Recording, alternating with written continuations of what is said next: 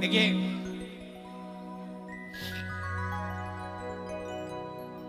दो भजन बाबा के श्री चरणों में और, क्योंकि उसके बाद फिर आज 11 है, माने सुबह आरती के बाद सूर्य भगवान जब निकलेंगे 11 आएगी और कल फिर सारी रात बाबा का कीर्तन है। इसलिए प्रेमियों, ये भजन मैं निवेदन करूंगा।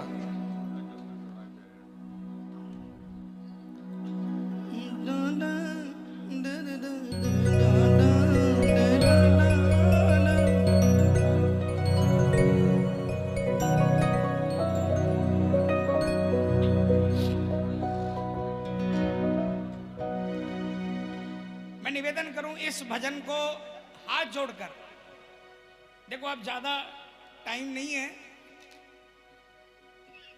निवेदन कर रहा हूं इस भजन को सब कोई एक एक लाइन को सुनना और गाना। अब पता है कैसा कीर्तन करने का मन करता है। हम लोगों ने तो क्या बोलूं मैं, मेरी क्या औकात, मेरी क्या बिसात। पिछले साल कला भवन में जितने वर्षों से कला भवन में बाबा बुलाता है, ये पता नहीं इस धर्मशाला की क्या खास बात है कि इस धर्मशाला के श्याम कला भवन के जितने भी हम लोग सदस्य हैं, इनको धर्मशाला से बाहर जाने की दरकार नहीं पड़ती। बाहर जाते हैं तो सिर्फ मंदिर के लिए, और मंदिर से आने के बाद कहीं इधर उधर कहीं नहीं जाते, जाना ही नहीं देता, पता नहीं। अब पिछले साल सोचे कि 8-8, 9-9 दिन बाबा बुलाता है तो कुछ ऐसा करें कि 2-3 घंटा प्रभु का नाम लिया जाए। तो जो पहले चौक में, दूसरे चौक में हमेशा कीर्तन होता था फागण की 11 का, पिछले साल से जब से बाबा बुलाता है निशान चढ़ाने के बाद में, रोज वहां पर कीर्तन हारमोनियम और ढोलक पर, एक हारमोनियम और एक ढोलक पर, और ईमानदारी से। अब क्या मन करता है पता है, कोई कमरा हो, पहले दिन कीर्तन किया अंदर गद्दी के अंदर में, मैं समझता हूं वो कीर्तन, वैसा कीर्तन हो नहीं सकता। मन करता है कि अब कोई बंद कमरे, छोटा कमरा हो, 20-50 भी हो ना, और बिना माइक के हारमोनियम और एक ढोलक हो, और उस पर प्रभु को पुकार सुनाई जाए। ये मैं अपने दिल की बात कहता हूं। और कला भवन एक ऐसी संस्था है, मैं इस नाम पर गर्व करता हूं, श्री श्याम कला भवन पर। आज भी दोनों 11 कलकत्ते में जहां मंडल है हमारा, वहां पर एक कमरे के अंदर में दोनों 11 सारी रात जगाई जाती है। और आज भी वहां पर कोई माइक नहीं, और घर के ही लोग हारमोनियम बजाते हैं, एक हारमोनियम और एक ढोलक पर कीर्तन होता है। और अंधेरी 11 पर अब बाबा कलकत्ता रखने लग गया। रात को 2-2:30 बजे, 3 बजे जब बाबा के सामने बिना माइक के, जब वो हम लोग 8-10 लोग होते हैं, जब पुकार लगाते हैं, तो मैं ये नहीं कहता कि मुझे बाबा के दर्शन होते हैं, क्योंकि हम जैसे पापियों को न दर्शन नहीं मिलेगा, लेकिन एहसास जरूर होता है कि इधर उधर कहीं खड़ा होकर सुन रहा है। मैं अपनी उस खाटू नगरी के लिए ये भजन सुना रहा हूं। आपसे निवेदन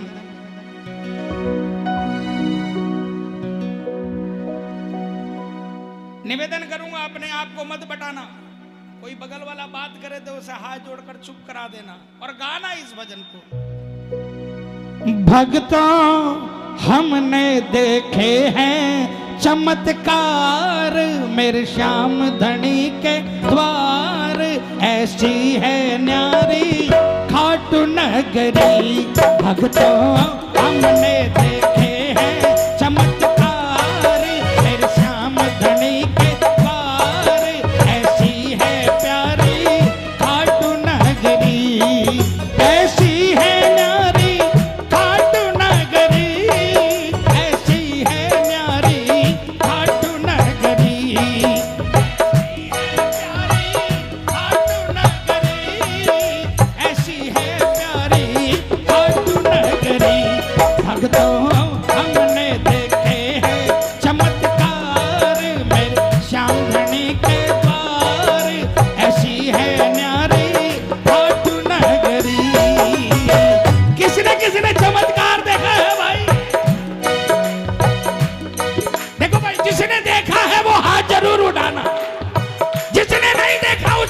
जबरदस्ती नहीं करूंगा, लेकिन जिसने चमत्कार देखा है वो तालियां जरूर बजाना बाबा का। कुछ लोग हैं जिन पर चमत्कार किया लेकिन हाथ बांध कर बैठे हैं।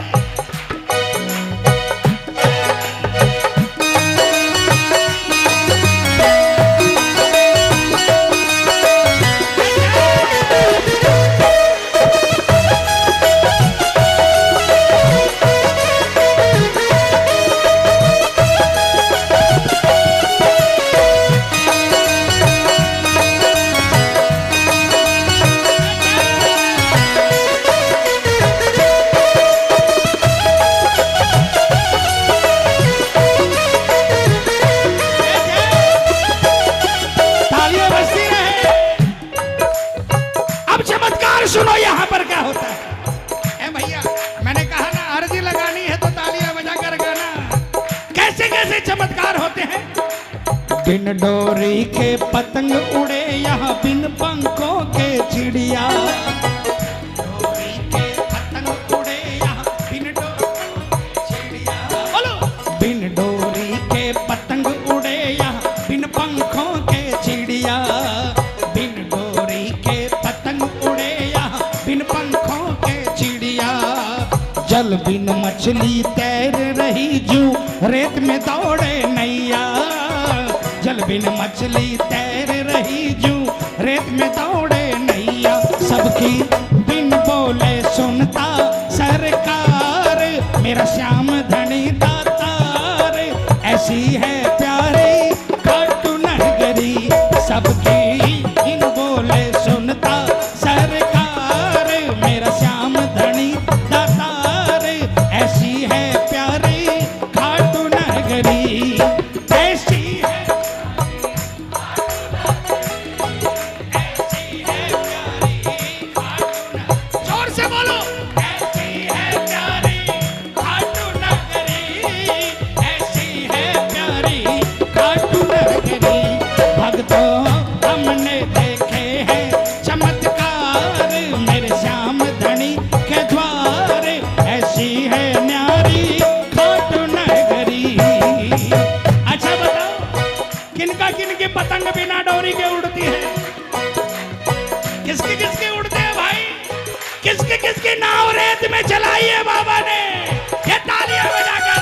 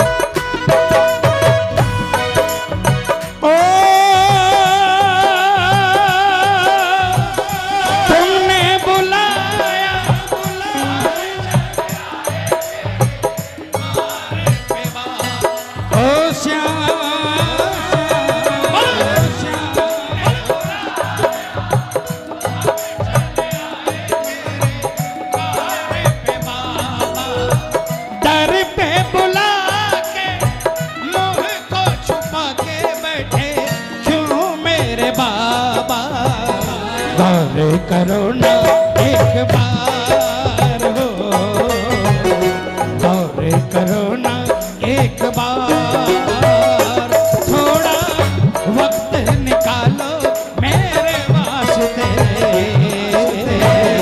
चुपचाप बैठे सरकार हो, चुपचाप बैठे सरकार। कौन कौन चाहता है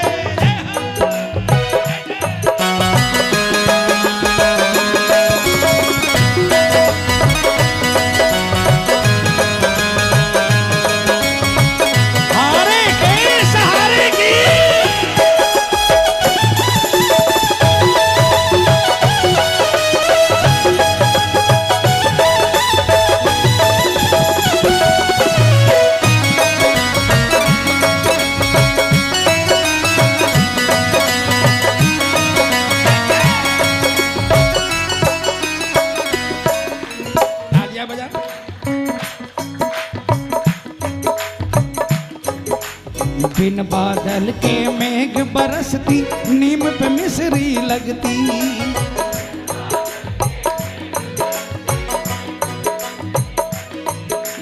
पतझड़ में भी बगिया खिलती, सोई किस्मत जगती। पतझड़ में भी बगिया खिलती, सोई किस्मत जगती। आके देखो किशन एक बार, मेरा बाबा लखदातार, ऐसी है न्यारी खाटू नगरी। आके देखो किशन एक बार, मेरा बाबा लखदातार, ऐसी है न्यारी खाटू नगरी, ऐसी है प्यारी।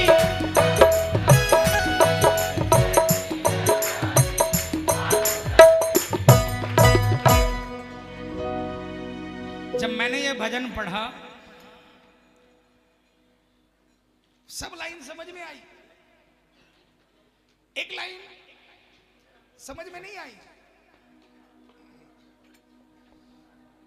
बिन बदरा के मेघ बरसती, देखा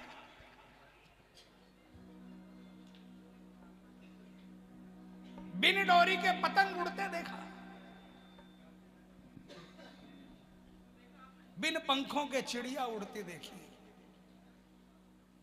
जल बिन मछली तैरते देखी अपने जीवन में,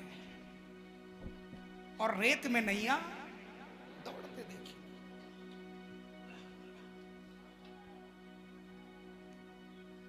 तीन लोग बैठे थे, किसी ने कहा भाई मैं नाव लेकर गया, अचानक बीच रास्ते में नाव डगमग करने लगी। ये तो मैंने माझी बहुत बढ़िया हायर कर रखा था, अकेला था, चप्पू भी एक टूट गया, एक चप्पू पर वो किनारे ले आया। दूसरे ने बोला भाई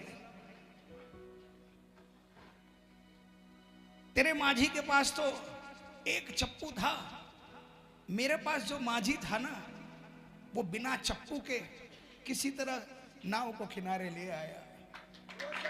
सुनो, अरे तीसरा बोला यार पानी में नाव चली तो क्या चली, मेरी नाव तो कीचड़ में धसी थी, आंख खुली तो किनारे लगी थी।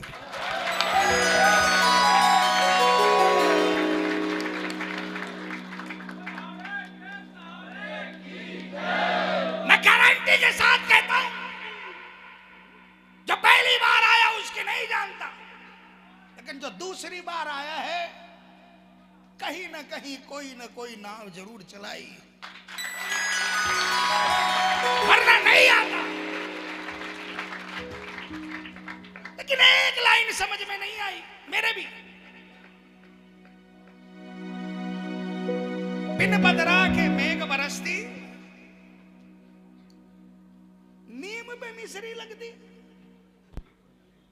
ऐसा कोई नीम का पेड़ तो खाटू में नहीं देखा जहां पर मिसरी लगती। फिर अचानक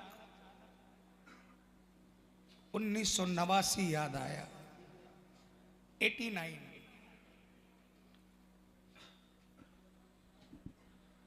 मेरे कोई बहुत अपने खास, और उस समय शायद 50-100 करोड़ के आदमी वो, जिनके में यहां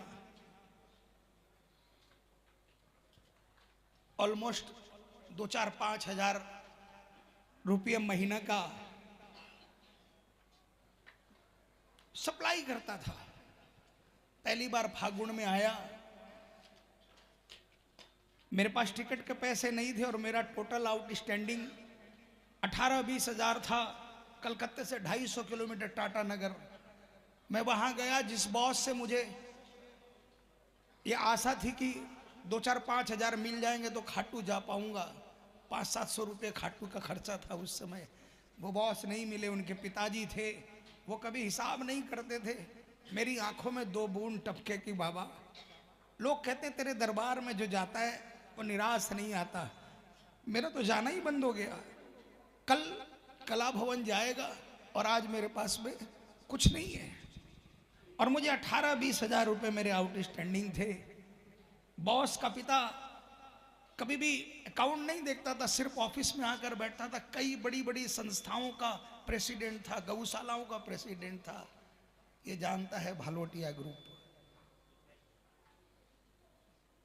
ये जानता है ये घाटशिला का है। वो निकल कर आए, बोला आज तो मेरा बेटा आएगा नहीं, कुछ चाहिए? मैंने कहा नहीं। कोई हिसाब है? मैंने कहा बाद में देखा जाएगा। उन्होंने अपने स्टाफ को बोला, मुझे 18-20 लेने थे। स्टाफ को क्या बोला मुझे नहीं मालूम, 500 की जगह 500 की गड्डी थमा कर चला गया। खाटू आया, खाटू आया, पता चला कि उसके दूसरे दिन तीसरे दिन वो लोग 150 करोड़ के आदमी थे। कभी भी कोई तकलीफ होती थी चेन्नई चले जाते थे। चेन्नई घूमने निकले, वहां पर बॉडी चेकअप कराया। बॉस के पिता को गले में देखा, उन्होंने कहा हमें, डॉक्टर ने कहा हमें कुछ शक है, थोड़ा सा गला खोला और उसके बाद सिलाई मार दी, का ले जाओ 2-3 महीने का। 2-3 महीने के हैं, ज़्यादा नहीं। पूरे गले के अंदर में कैंसर समा गया है। वो लेकर आ गए। फागुन में 15 दिन रहना था। 10 दिन बाद मैंने ऑफिस में ऐसे ही फोन किया, पता चला कि बॉस के पिताजी हॉस्पिटल में ब्लडिंग, खून की उल्टी हो रही है। डॉक्टरों ने जवाब दे दिया। यहाँ पर मंदिर से जाकर मैंने, मोहनदास जी महाराज थे, मैंने महाराज से कहा मुझे एक बबूत दी उन्होंने। बबूत खाने में आपको कोई टेस्ट नहीं आएगा, खाने में कड़वी लगेगी। कहा ये भिजवा दे। और वही वस्त्र जिसका आजकल लोग मिसयूज कर रहे हैं, है ना, वही वस्त्र उस समय, ये 89 की बात बता रहा हूं, इतना सा वस्त्र का टुकड़ा दिया। कहा उनके जो भी वस्त्र शरीर में लगा उस पर काट काट के सिलाई करवा देना, और वो बभूत उनके गले में डलवा देना जिनके खून से, जिनकी खून की उल्टियां हो रही थी। महाराज जानता है, महाराज जानता है। वो वहां पर भिजवाया गया और उनके मुंह में जब वो बभूत पड़ी ना, मिश्री का काम करी। 2 दिन के अंदर में वो खून की उल्टियां बंद हो गई। और वो जो डॉक्टरों ने कैंसर घोषित किया था, वो कैंसर नहीं निकला फिर कुछ भी। और उसके बाद में 18-19 साल उन्होंने अपनी पूरी जिंदगी जी, और अपनी जिंदगी जीकर नॉर्मल प्रभु के श्री चरणों में विलीन हुए। तो प्रेमियों, इस दरबार के अंदर में विश्वास के साथ, ये मैं दावे के साथ कहता हूं, दावे के साथ, अगर आप विश्वास के साथ सड़क पर पड़ी रेत को भी उठाकर अगर अपने मुंह में डाल लोगे तो वो मिश्री बन जाएगी और कुछ न कुछ कृपा कर जाएगी।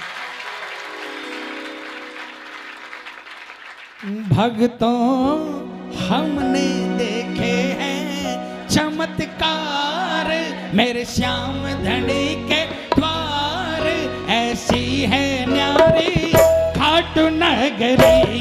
भक्तों हमने देखे हैं चमत्कार, मेरे श्याम धनी के द्वार, ऐसी है न्यारी खाटू नगरी, ऐसी है न्यारी खाटू नगरी, ऐसी है न्यारी खाटू नगरी, ऐसी है न्यारी खाटू नगरी, ऐसी है न्यारी खाटू नगरी।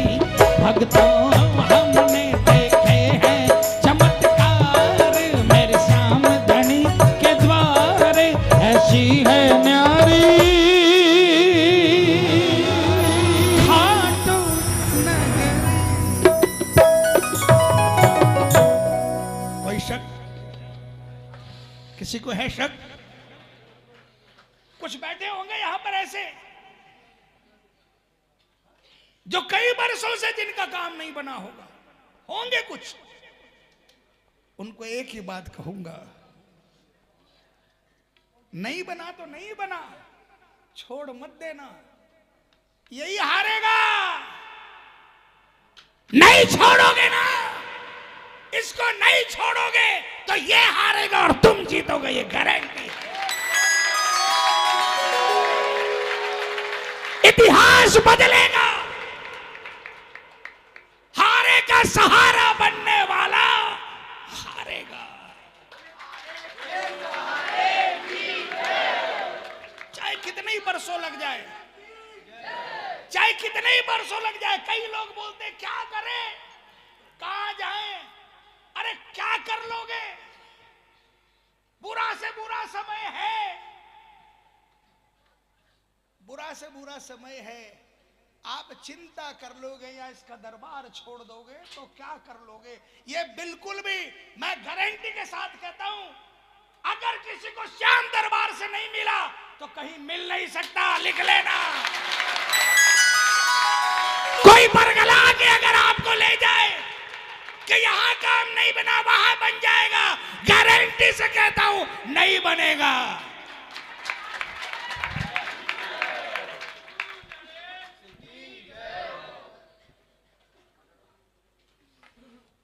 इसलिए प्रेमियों, इंतजार करना, इंतजार करना।